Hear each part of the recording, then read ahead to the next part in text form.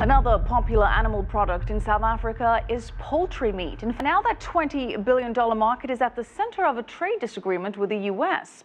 The U.S. is warning South Africa that it could lose a lucrative trade deal if it doesn't open up that market. South Africa has just shaken the global poultry market, and the story is far deeper than the loud headlines that flooded social media. While some channels rush to say, South Africa blocks U.S. chicken imports and America loses $450 million, the real picture is bigger, more strategic, and far more important for Africa's economic sovereignty. Tonight on Voice of Africa, we break down the full story, the politics behind it, the winners, the losers, and why this dispute is actually part of something much larger than chicken.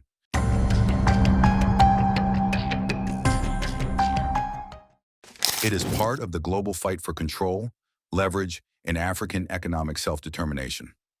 Before we continue, remember to like this video so YouTube can recommend it to more people around the world. Let's make sure Africa's voice is heard everywhere. Let's begin. For more than 2 decades, South African farmers have fought a constant battle against cheap poultry imports from the United States. The U.S. produces mountains of chicken, especially dark meat cuts like leg quarters that Americans don't prefer. It is cheaper for American companies to export these cuts overseas at extremely low prices than to sell them within the U.S. market. This is what economists call dumping, selling a product abroad at a price lower than it costs to produce at home. South Africa argued that this practice destroyed local jobs, pushed small farmers out of business, collapsed local hatcheries, and made the country dangerously dependent on foreign poultry, a core food source for millions of people. In response, South Africa introduced anti-dumping duties and high tariffs to protect its market. These measures have existed since around the year 2000 and were reviewed and extended again in 2024. The tariffs alone can reach more than 60% on American chicken.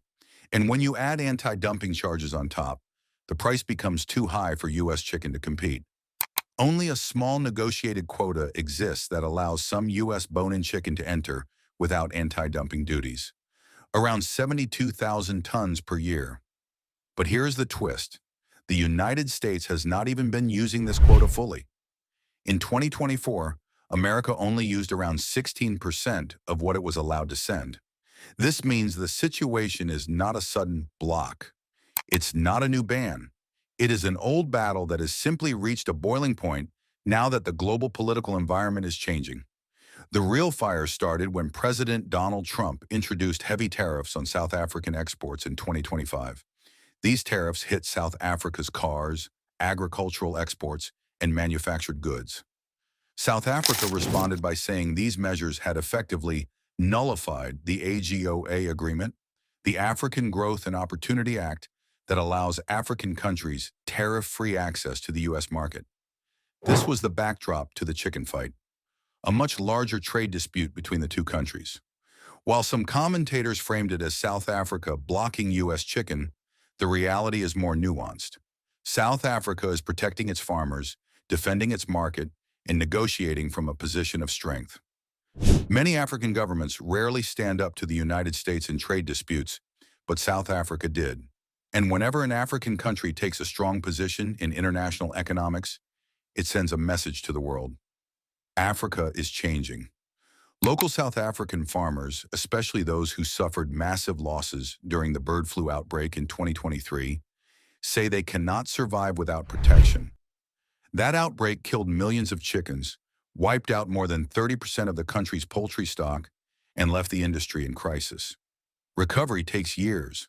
For them, unrestricted U.S. imports would mean job losses, collapsing local factories, and lost food security. On the other side, American poultry exporters complain that South Africa is using unfair barriers to block their products. They lobby Washington aggressively, pushing the government to threaten South Africa with consequences under AGOA. This is why every time poultry is discussed, AGOA appears in the background like a shadow following the conversation. But something interesting happened in 2025. While social media said South Africa blocks U.S. chicken, official trade documents from Reuters, Bloomberg, and USDA reports told a different story. South Africa had actually been negotiating with the United States to adjust poultry rules, especially sanitary rules for bird flu. At one point, the U.S. even became a backup supplier when Brazil faced bird flu restrictions. In fact, South Africa prepared to receive new poultry shipments from the U.S. in 2025 as part of an attempt to rebalance trade ties. So how did the story turn into America loses $450 million? The $450 million figure does not refer to American chicken at all. It refers to the value of South African agricultural exports to the United States that are now threatened by Trump's tariffs. Somewhere in the world of YouTube titles and commentary, this number got flipped upside down. But here is the important part. While the number is wrong, the message still reflects a real global shift, a shift where African countries are beginning to assert their interests. South Africa's stand on poultry is part of that shift. And whether you agree with the policy or not, it represents a new era where African markets no longer operate under quiet, one-sided dependency. Let's talk about the winners and the losers in this fight. First, the winners. South African farmers are the biggest winners. For years, they complained that American chicken was flooding the market at artificially low prices. Many farms closed, many workers lost their jobs. The poultry industry supports a massive value chain. Maize growers, feed producers, truck drivers, farm workers, processing plants, and rural economies. Protecting that chain is not just economic, it is political. Another winner is South Africa's broader push for food security. Countries that depend heavily on cheap imports can easily become vulnerable during global shocks. The world learned this during COVID-19 and the Russia-Ukraine war, when global prices crashed, spiked, and caused chaos. By defending its poultry industry, South Africa is arguing that food production must remain local and protected. Local consumers also win indirectly in the long term.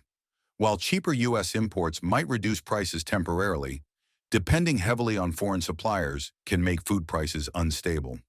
When the U.S. decides to redirect its exports elsewhere, or when fuel costs spike, or when global bans appear, prices shoot up. Local production provides stability. Now, the losers.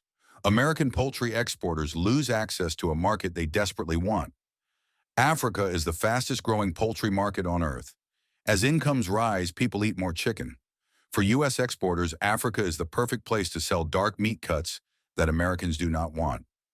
Losing South Africa, one of the continent's biggest importers and strongest economies, is a blow. Another loser is the South African urban consumer in the short term. Without cheap imports, chicken prices can rise. Working-class families rely heavily on chicken as their primary protein source. Pro-import activists argue that more competition would keep prices lower. This is why the debate is so emotional. It affects daily food costs. The biggest loser, however, is the political relationship between South Africa and the United States. The poultry dispute is now tied into a broader geopolitical struggle. When President Trump applied high tariffs on South African goods, Pretoria responded with strong words, saying the U.S. was undermining a partnership that had lasted decades. U.S. lawmakers counter-argued that South Africa has become too close to China and Russia. The truth is simple. The world is changing, and Africa is becoming a battleground for economic influence. The poultry dispute is a small piece of a much larger puzzle. China is building factories in Africa. Russia is training African soldiers and signing energy deals. The U.S. is trying to maintain influence through AGOA and military agreements. Europe is pushing for control over African minerals. And African nations, for the first time in modern history, are negotiating harder, demanding fairness, and refusing to remain silent. The South Africa-U.S. chicken fight symbolizes this new era. It shows an Africa that protects its industries. It shows an Africa that refuses to be bullied. It shows an Africa that negotiates, pushes back, and puts its people first. Even if the headlines exaggerate the story, the underlying message is still true. South Africa is defending its farmers and standing its ground. But here's the bigger question. What does this mean for Africa as a whole? For years, Africans have argued that the West often tries to dump its agricultural surpluses on African markets. Powdered milk, old clothes, chicken legs, wheat, and more.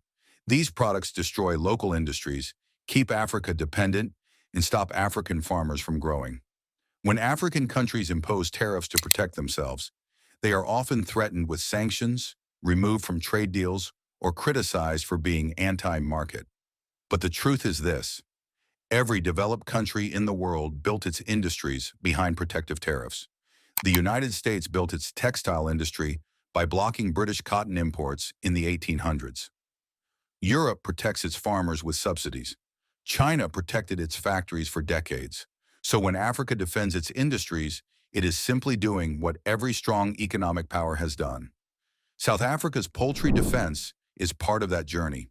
This fight signals to African nations that it is possible to protect local industries, negotiate hard with powerful nations, and rewrite the rules of trade. U.S. exporters may not like it, but Africa's economic future should not depend on pleasing foreign corporations. In the end, this story is not just about trade. It is about sovereignty. It is about who controls Africa's markets. It is about who decides Africa's food security. It is about whether Africa will continue to depend on imports or build its own industries. And that is why this moment matters. So while some headlines say, America loses $450 million, the real headline should be this: Africa finds its voice, and the world is listening. Thank you for watching Voice of Africa.